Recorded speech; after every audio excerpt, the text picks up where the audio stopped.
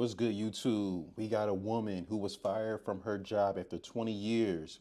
We're going to play the video. I'm going to give my reaction and let you know, do I think it was justified? Good evening, Swig Squad. T with the Diva here. I'm coming to y'all with another story time today. I will leave the link in the description below for our YouTube. It is T with the Diva. We'll leave the link in the description. This one's gonna be kind of long, y'all. Y'all know I don't edit nothing. I don't even know how to edit. I'ma learn though, cause I got CapCut, so I'ma learn how to edit. But I'm long-winded.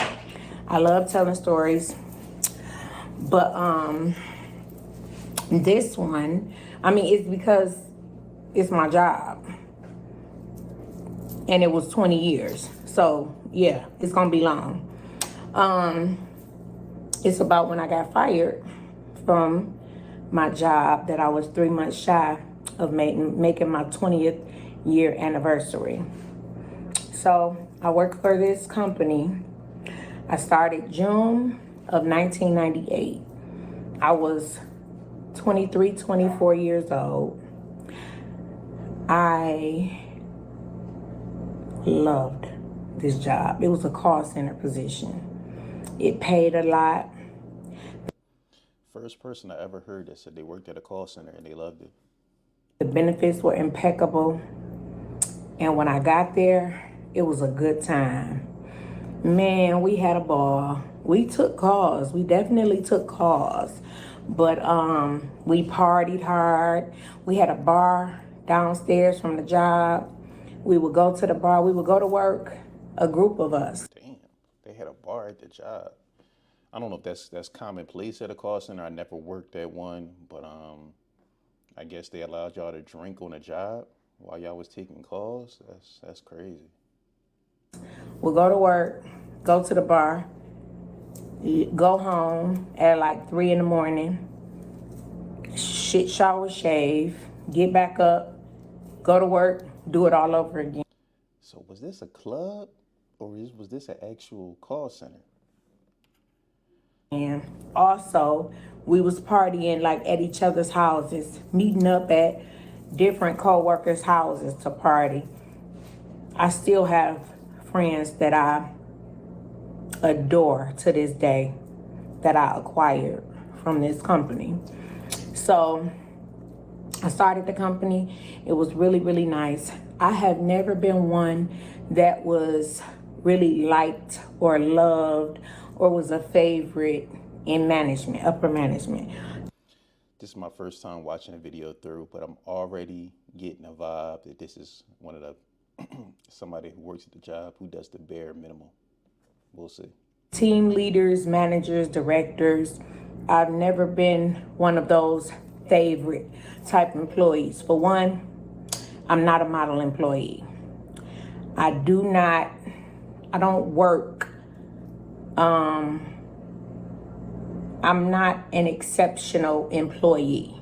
I don't just She one of those that's not in my job description employees.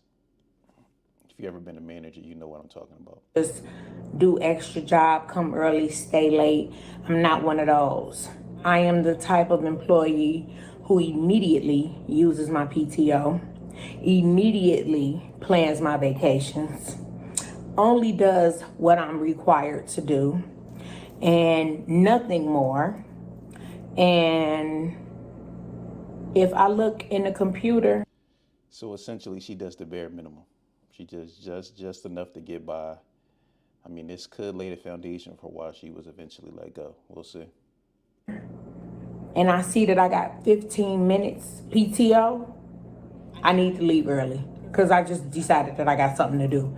Like, that's the type of employee that I am. So I'm not gonna come on here and act like I was an exceptional employee and I don't know what happened and they just fired me. Oh my gosh. I respect that she keeping it 100 though. At least she, like I said, she could have came on here and capped and made it seem like she was a role model employee, but you know, she keeping it 100. It was devastating for me, but I was not the exceptional employee. Um, um, I would I would ride the fence. I had a lot of supervisors. I rotated supervisors like nothing. I probably had like 50 supervisors within those 20 years. It makes sense. I mean, the call center, a lot of times people don't, those type of jobs is not something really long term that people stick at. So, like I said, the fact that she was there 20 years is, that's almost a blessing in itself. Like I said, that job has very high turnover. Out of those 50 supervisors, I think I had about 15 that liked me and that I really liked too. Like just 15. Um, I would have supervisors from other areas coming to see what I'm wearing. My supervisor would say stuff like, lift your seat up so I can see the top of your head. And they would follow me to the bathroom to see if I was really going to use the bathroom. Like it was really micromanaging. And I think that it had a lot to do with probably my personality. Um, Yeah, I can see that. I can see her coming off. I can see her as the type of person having a very strong personality, very opinionated, questioning everything, and then on the other hand, wanting to do the bare minimum, and least amount of work possible. I definitely could see that. I'm loud. I'm very boisterous. I I'm not gonna kiss tail. Once I realize that you really don't care for me, I don't care who you are and what your position is. I don't care. No respect for chain of command. Gonna do what she want to do. Think she could say whatever's on her mind. Yeah, I'm starting to see where this is going. I'm actually like kind of like I said, I'm almost surprised that she made it there 20 years. To try to get on your good side. Okay, it's over. We got a work relationship and that's it. We got to be professional and that's all. We don't crack no jokes. I don't have to tell you about my kids. I don't want to see no pictures of yours. And we can move on like that. And I can exist. And it's no problem. No hard feelings. But of course, I'm in HR because I wore a skirt too short. Or my cleavage was showing. Or it was just always something. I had my supervisor. If I was into it with my supervisor, it was another supervisor from another department that was coming over just to get in my business and see what I'm doing, and then see that I didn't meet my quota for the day. So now I got to get written up and I got to go to HR for investigation. It just was always something. So I only, throughout the duration of those 20 years, I only worked in 2 departments. This was the first department that I was in when I got there.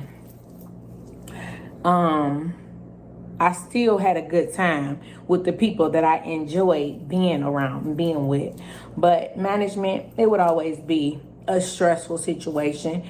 There were a couple of times that I would like move areas in the same within the same department, and I would get a different supervisor. And sometimes I could remember supervisors that I really loved and who really loved me, and I really respected and revered those supervisors too. I had really one of them had recently in the last couple of years passed away. I was at her funeral, her viewing. I really held on to the ones that would give me a chance, because it seems like most of them just would look at me and say, oh, she thinks she all that. And then because I wasn't one of those people who I was going to try to make you like me, I guess you could think what you want to think. I don't care. I know who I am, so I don't have to prove to you nothing. I'm working at a job, so whatever. Of course they would take that personal. It's corporate America. I mean, sometimes your attitude is everything, though. Especially like I said, when you are working a 9 to 5, you are working for somebody else. You got to be mindful. I mean, she said that she got written up for wearing dresses too short, showing too much cleavage. You got to understand a lot of work is policies and procedures. Like I said, if you got to wear a certain type of top, a certain type of dress, you just got to do what you got to do so you go in there and make your money and just make your life smoother. But a lot of people don't understand that, man. They go to these jobs and they get so emotional, and it wind up making their life a lot harder than it has to be. we working with a whole lot of women. So, they would take that kind of stuff personal. And it didn't always work in my favor. So I did that department, that area. I think I was there for about 7, 8 years. And then I transferred to the department where I would end up getting fired from. So I get to this department, and the department was cool. It was really laid back. It was an entity within the company, but their rules were different.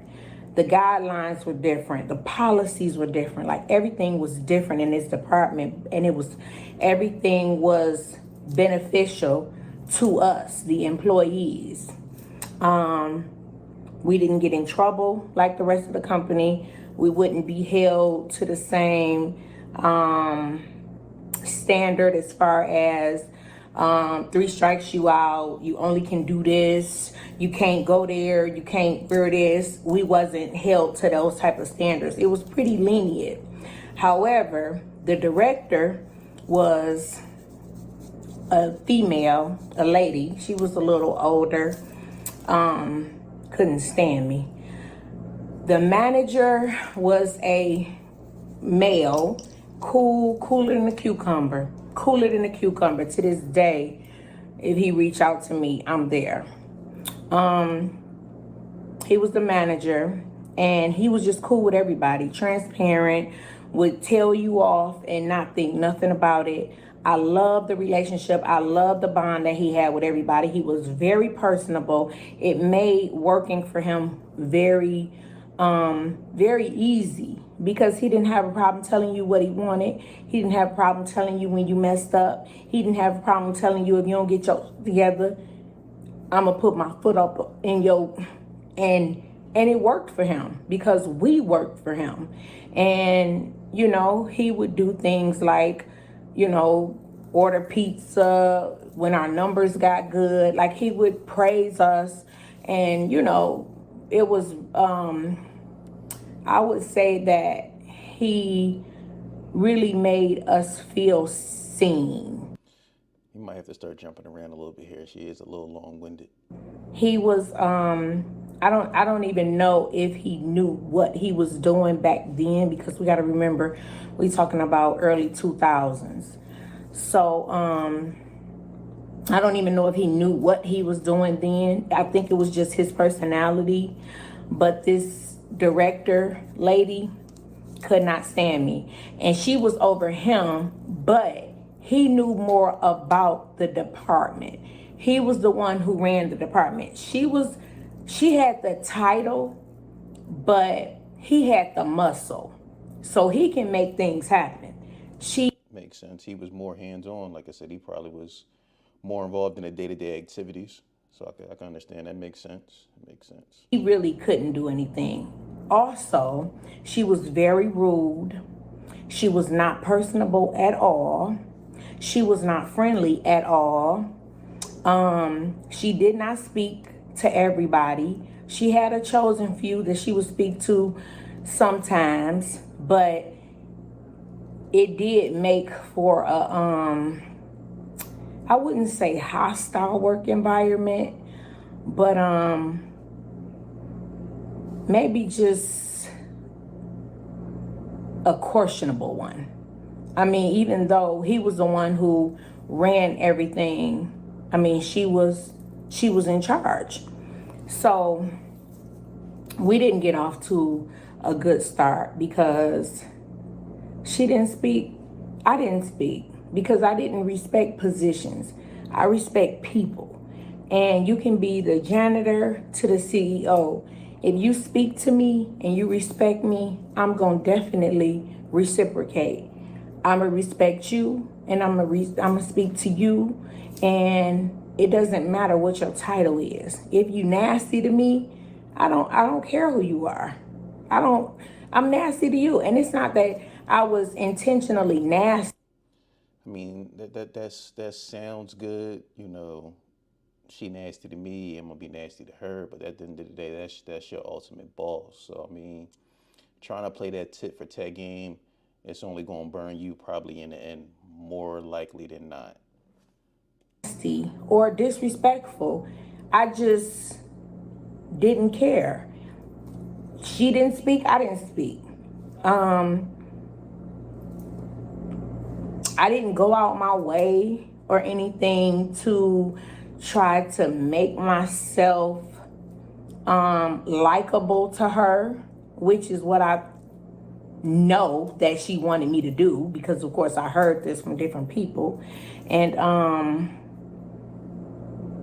I just I just felt like as a leader, she just wasn't a good example to me. But I mean, she was a director. She knew her stuff. She knew them numbers, and she wanted to make sure that she got her department together. Now, this department that I went to, at no stretch of the imagination was every employee perfect. Every employee was not hardworking. As a matter of fact, I'll give you an example of one who definitely wasn't. There was a young lady who got in trouble, and they found 10 years worth of work in her desk that hadn't been touched. Instead of terminating, Damn, 10 years worth of work that hasn't been done. That's wild. I ain't never heard of like that. 10 years worth of work that hasn't been done.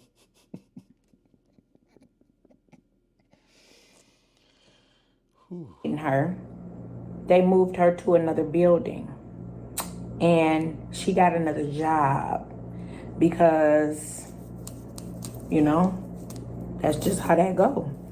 And I mean, and there, I mean, it was people who, it was like an equal opportunity department. So, you know, you had your employees with disabilities. And we all know how the politics goes at jobs in corporate America. You know, certain people could do things that others can't, and they get away with it. We know others work harder than other people, but they may get promoted. I mean, it's just a lot of BS that comes with working in corporate America. You know, you got to learn how to try to navigate it the best you can until you figure out an exit strategy. You had your employees who didn't catch on as quick as others. You had your employees who, you know, just was flat out lazy. And I just fell somewhere in between that. I did not try to prove myself to be the best. I came to that department with the same work ethic or work performance that I had in the other department. I mean, I did my work. I Essentially, she came there to do the bare minimum. did what was required. I just didn't do anything extra, no extra mile. As soon as my PTO come, it's almost gone. When my vacation come, I'm gonna take it. So that I'm just saying who I am. This whole story is not like a woe is me, because I mean, I'll tell you, I'm not the best. I'm not the best model employee, and I do have a mouth. I am boisterous, and I speak up for the voiceless also, which ended up being a detriment to me. I was just about to say that. That's ultimately probably what got this woman fired. I mean, you know, it's cool to have an opinion and to voice that opinion, but eventually what's going to happen is it's going to put a target on your back, and eventually they're going to start making moves to get you out of here because you becoming a problem. Yep. Me. So in this area, it was the same revolving door as far as the supervisors go. So, you know, you have your supervisors that you really click with, and you have your supervisors that it's just business. You know, you do your work and you deal with what you deal with, and then you just go home. And so in the beginning, it was just okay. I never cared for that director day one. And she knew that I didn't, because of course I'm voiceless. I speak my mind. So people would go back and tell her different things that I would say. And Yeah, I see this all the time. Um, Employees like her talking too much, thinking that they could say anything out their mouth, be at the job, just doing the most sometimes. Just doing the most. Word got back to the director, and it was already the beginning of the end for her. She probably didn't even realize it. And so I could tell by her energy and things that she would do and ways that she would walk past me. I could tell that she really didn't care. But I mean, can you really blame the director if you talking bullshit about the lady? Of course of course she's gonna feel some type of way about you. Anybody would if you know somebody talking about you behind your back. I mean, you said that she knew her job. She was good with the numbers and making sure her department was running right. So I mean, you got to think about this logically. Like, how is this going to end well for you in the end if you going up against the director who's on point and doing what she got to do? Because whoever her bosses is probably only care about the numbers. So long as the numbers is right, they're gonna give her free reign to do whatever. You got to think you've been there for almost 20 years. You got to be a little bit more strategic. There for me. One particular incident that I can remember specifically, there was this young man who was very, very sweet, very sweet. One of those people who say good morning to you about 45 times in the morning, like just keep saying good morning every time he see you, like he never said it at all. He just was a real big sweetheart. The way our floor was designed, we had the low cubicles. So if you stand up, you can like see everybody's head, the top of everybody's desk and everything because everything was leveled and we all had the short cubicles. He and I sat facing each other at this time. So we had a coffee stand that we would go to every morning. And the director lady that I spoke about, it was her, it was me, and it was this young man who was very, very friendly with everybody. We were all at this coffee stand this particular morning. He says good morning, of course. He's saying good morning to her and saying her name. He said it about 3 times. Good morning, blah, blah, blah. Hey, good morning, blah, blah, blah. Good morning, blah, blah, blah. And then she got her coffee. Now we're literally reaching over each other to make our coffee and get everything together. I'm standing there listening to him, and she walks away. As she's walking away, he says, she must got on her headphones. I say, no, she don't got on her headphones. So wait, just for a little context. In this department, we weren't, well, I wasn't on the phones. There were different employees that took calls, and there were different employees who did written correspondence, which means that we would write the patients back. We would email the patients back, chat patients, whatever we had to do to get the patient's information, because the patients are writing in to us to ask us about what's going on with their cases, claims, documents, whatever. And we would write back to them and tell them whatever is going on with it. So when we would work, we would have our headphones on so that we could like go into a zone. Who she's long-winded, but it sounds like she about to involve herself that had nothing, involve herself in something that had nothing to do with her. And complete our task. Already knowing that this director already y'all got issues with each other. So he was taking calls. I was doing the written correspondence. Back to the story. We at the coffee stand. He's saying good morning, good morning, good morning. She starts to walk away. While she's walking away, he says she must have her headphones on. I said, boy, you don't see no headphones. You didn't see that lady with no headphones on, so she's walking so she can hear me. It sounds like this So I, gentleman. It sounds like this gentleman might be a little mentally challenged.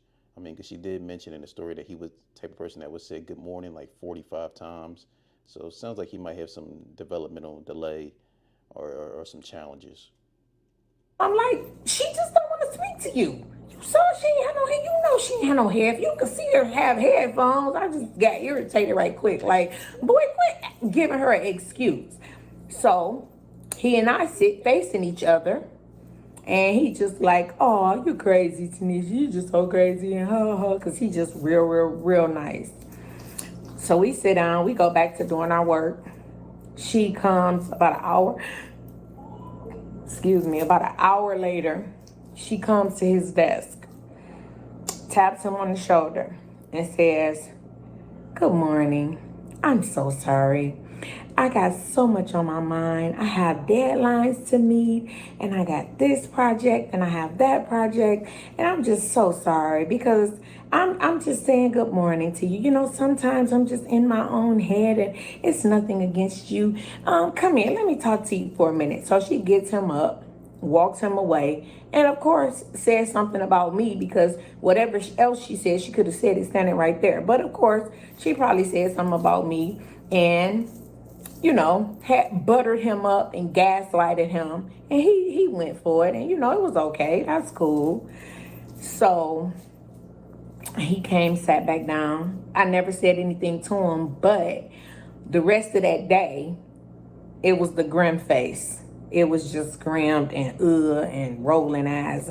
But I'm just like, I called you out because that's just how you are. You don't care to speak to nobody. You don't care to make nobody's day. You don't care that nobody is greeting you so that they're looking for a greeting back. You don't care. So that, you know, that we went on or whatever, that day went on, and the manager, the guy that I was telling you about, that's really cool, that we do everything for, work for, whatever, he ends up getting a promotion. So the director lady, she hires a young lady, another young lady. So now we have the director lady, and now we have the manager, a lady.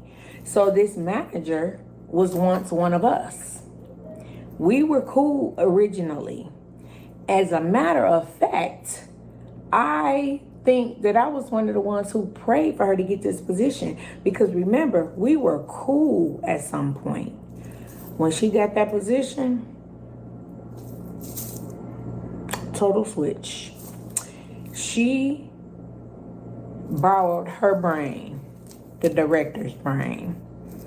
And I think she just wanted to please her. So whatever those directives were that came down, that was another thing. The guy that we would work for, he would tell the director, like, no, I'm not doing that. I'm not making them do that. No, you're gonna have to find something else to do. Like he really managed. All right.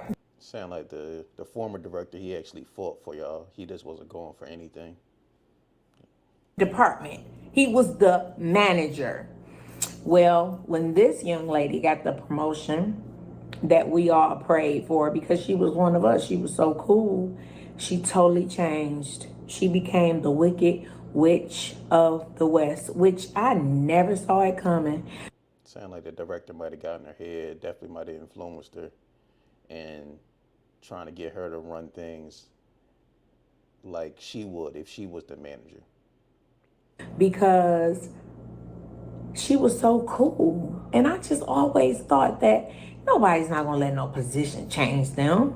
Nah, I seen it all the time. People get a title and they do a complete 180. Complete 180. You see it all the time. This is a job. This ain't, nobody's not gonna get into a position and just totally change their personality. Shh. Okay, if you don't believe, you believe that, you cannot believe that if you want to. She totally changed. She became a witch, the Wicked Witch of the West. I didn't like her. By the time I left, I couldn't stand her. I didn't like her. I really began to really not like her.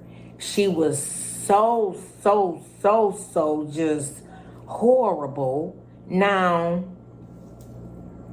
who she was and what she was before she was the manager, she was always fair. She was always somebody who stood on the rules, the guidelines, and the regulations, and she was gonna let you know it's gonna be your job before it's gonna be hers. I could respect that. I don't have a problem with that. I definitely got that. It's just when you start micromanaging and nitpicking, and I can tell that you speaking from another mouth, and the words that you're saying are not yours. They're somebody else's, because I've heard somebody else say this before.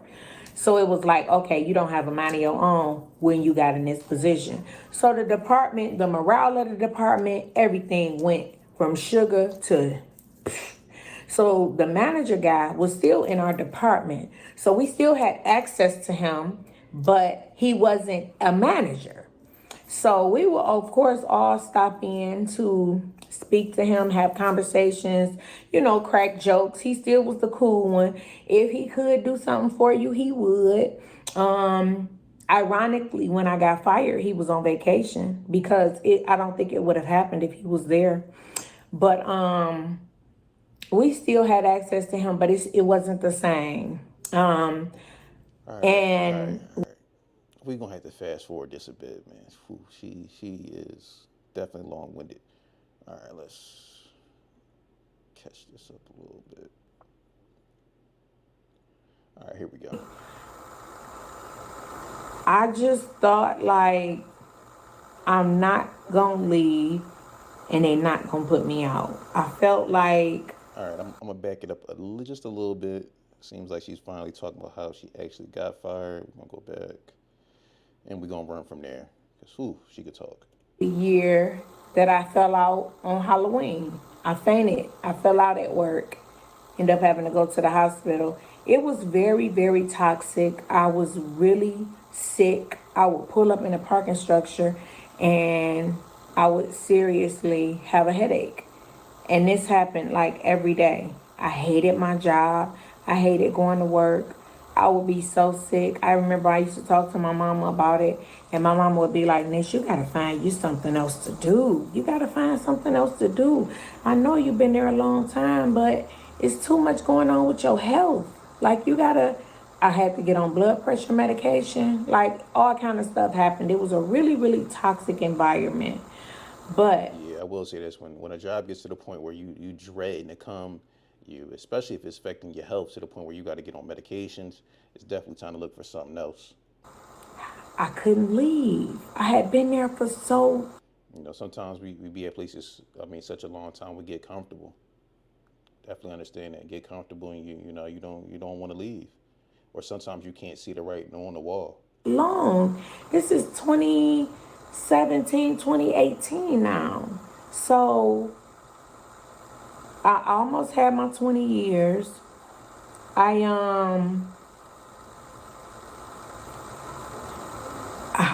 I know that they don't want me here. Like, they're not secretive about it. And I'm just like, how do I start over? First of all, I made very, very, very, very, very good money. My benefits were on point, for real on point. I just thought, like, I'm not gonna leave and they not gonna put me out. I felt like they will find me something else to do too. I know I'm not, but I'm in this department. This was also a department that people didn't just get fired from it. I don't. The last time somebody got fired, it was a guy, and he got fired for um. He was redoing movies, selling movies, and he got like a copyright strike from Disney, and so he had like a big deal. That was like the Oh, so this was back in the day when it sounded like there was people was having bootleg CDs and go to the movies, record them before they come out, or and then sell them at a gas station or barbershop. last person that was terminated from this department. This was a department that, like I said, the rules and regulations were totally different. Sound like she got real comfortable. Like I said, it sounded like even though she knew she wasn't the best employee, they didn't like her. She thought that they was going to tolerate her, and ultimately, it didn't work out that way. From the company. So nobody just got fired like that. The young lady that they found the 10 years worth of work, she was scooted somewhere else. So I'm just knowing that I'm not, no, I ain't, not, I ain't gonna do that. But I'm also not going along to get along. I'm not talking to nobody. I'm not having extra conversations. I'm not kissing babies and hugging people. I'm not being extra friendly, kissing blood. I'm not doing any of that. I'm just here. So in 2017, I ended up making a mistake. We had a new union steward in our area, and he was horrible because he worked for management.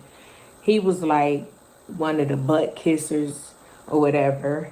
But he I think he was in cahoots with them, if you ask me. But I had made a mistake on a case. He came back to me and was just like, it's all right, whatever. Just let it go. January, I made this same mistake. And I'm like, how did I do that? Because at this point, I was really watching my work. I was watching what went out. I was watching everything because I'm on pins and needles. I'm nervous, right? Because I see. Sounds like she knew the writing was on the wall a little bit. When you get to the job and you get to the point where you gotta check 5, 6, 7 times or everything that you're doing, you paranoid, you know they about to fire you. You know what's coming. That my job is just being snatched from up under me. Nobody, they don't, management does not like me. Nobody wants me here. Everybody's saying that I'm inadequate and I don't know what I'm doing and I'm slow and retarded, and it was just all kind of stuff said about me. And I'm just like, but I've been here for 20 years. How do I just pick up and leave? I know that all this going on. I know that it's toxic. I know I had a stroke. I know I fell out. I know I'm sick. I know, but I cannot pick up, get my resume together and look for something else. I can't do it. So that time, the union steward came to me and he said, they're going to investigate it. I'll let you know what they come up with. My birthday is February 27th. And my birthday was on a Friday. And that Monday, he said, they doing something today. You got a meeting on your schedule. And I looked at my schedule. I said, yeah, I do got a meeting. I think my meeting was like 9:30. So he came to my desk. I said, you talk to him? Sounds like she about to have that talk. I said, what they gonna do? He said, they gonna term you. I said, what? They gonna fire me? Damn. Well, at least he gave her the heads up. He said, yup. I said, over a mistake, over an error? How they gonna do that? So I ran to my friend. I said, they about to fire me over an error. And she just jumped up like, what? No. So he was like, get your important stuff off your desk and meet me in HR. So I got down to HR. It was the president of the union, the punk ass union steward that was in cahoots with the director. It was a new supervisor. She was a friend of the manager lady that I talked about, the new manager. She was a friend of hers. And then guess what? That morning before I went to human resources, the BIT lady that was the manager walked past me and said, happy belated birthday. Who, gee. Damn. Damn. That's fucked up. She knew you was about to get fired. Damn. One less. Damn. Jab before you go. That's cold blooded. Jesus. Oh, Jesus. Ooh, dirty. Ooh, dirty. Ooh, my mama told me about dirty people like that. Yeah, that was slimy. Ooh, that was a dirty. Ooh, that was dirty, dirty, dirty. It was really, really safe that I didn't see her nowhere. I did see her. I ended up having a coworker of mine who passed away soon after I was terminated, and I did end up seeing her there. But I have not seen her anywhere else, and that's for the best. But anyway, she had a friend in who had recently been hired in our department, and I hadn't had too many encounters with her to, I'm sure she had heard about me, but I didn't have a lot of encounters with her to say, anything. So, I'm sure she heard she cocky, she thinks she all that, she this, she that, she want to do this, I don't know, whatever she heard. But it was the president, it was the union steward, she sent her homegirl because she was a coward. She didn't want to come down there. Why are you sending your brand new homegirl to a meeting to fire me when you done been working with me all this time? But whatever. It was the HR rep, and it was me. I got in that office. Y'all, I just lost it. I lost it. I lost it. All I thought about was I can't call my mama and talk to my mama about this. My 20 years gone. I ain't got a pension. I just threw everything away. Like, everything is just gone down the drain. Like, that's just what it was. And I'm in this office with these people, and my life is totally over. Like, this is it. This was my life. This is the only thing that I had. I didn't have 7 streams of income. Like, this was my only stream of income. This is it. It was so sad. I cried. I got down to HR probably about 9:30. I probably cried until about 10:15. I'm not even exaggerating. I was snotting, rolling in the floor. I couldn't even stop it. I literally probably had a nervous breakdown. I just couldn't believe it. And then I felt like a disappointment. I felt so inadequate. I felt so demeaned. I felt so beat up. I felt so less than. It was just like, I felt like nothing. And before anybody get in my comments and say anything about you let them people see you crying and you shouldn't have cried, and if you did not work somewhere and get fired after you worked there for 20 years, don't say shit to me. Don't say not one word to me about how I acted. Unless you done been somewhere 20 years and somebody done told you to get your shit and get the fuck out. I don't want to hear, I don't want to hear not nan, hat, nor hair say nothing about, oh, you should have been stronger than that. Oh, you should have just, oh, well, you was just, if you was like that then, you should have just run. I mean, it sounds like she kind of already knew that this was coming. Sounds like she was banking on the fact that she'd been there for such a long time as the only reason why they went and fire. But I mean, ultimately, um, like I said, she should have seen this coming, man. They kind of forgave the first mistake. You was cool. Then you made the same mistake a second time, and they already on your ass. They already don't like you. I mean, you kind of put the nail in the coffin for yourself. Let's not, please, let's not. It's still a sensitive subject, really. So, I mean, I'm just a transparent person. So, I live my life, very little regrets, and who gonna whoop my ass? Like, can't nobody do nothing to me. My mama gone. What you gonna do? So, I don't care about sharing this story. I mean, it's not like you can use it as a weapon towards me or anything. The worst has been done. Trust me. But I'm just saying, people have, I've heard things that people have said and what people have said to other people. Don't you go in here and start giving them tears, and don't you be crying. Don't you tell me how to do nothing and how to react to nothing if you ain't been through what I'm going through. Don't you think about telling me how you think I should react, because then I might be tempted to tell you something. So, yeah, I got down there after I got through rolling the floor and snotting and getting myself together. I signed off on them papers and it was the end. I couldn't even believe it. It was like the Twilight Zone.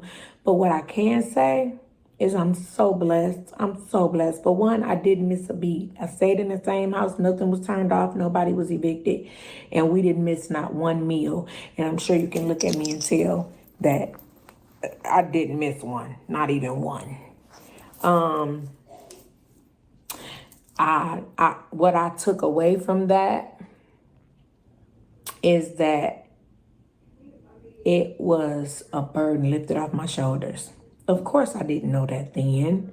I didn't know how to stop it. I didn't know how to move from it. I didn't know how to change it. I couldn't do anything. I was stuck. It's a matrix. You in there. You been there. It's hard to say I'm about to branch out. It's toxic. It's not good for my health. It's not good for me. I'm not doing well. I'm not succeeding. And nobody's setting it up so that I can do better. I'm doing worse. I'm going to stop and jump off the train before they.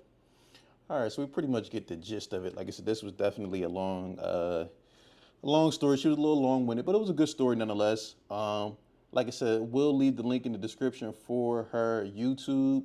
Let me know what you think. I mean, ultimately, I think her attitude definitely played a big part in why she was ultimately let go. Like I said, she stated other members, one of her employees, they found work from 10 years ago that with over 10 years of work that was never completed, and she got moved to a different department. But I also ultimately believe, like I said, it was her attitude and her nonchalantness, and honestly, her probably her mouth that ultimately wrote a check that ultimately got her fired. Let me know what you think in the comments. Don't forget to like, subscribe, and share.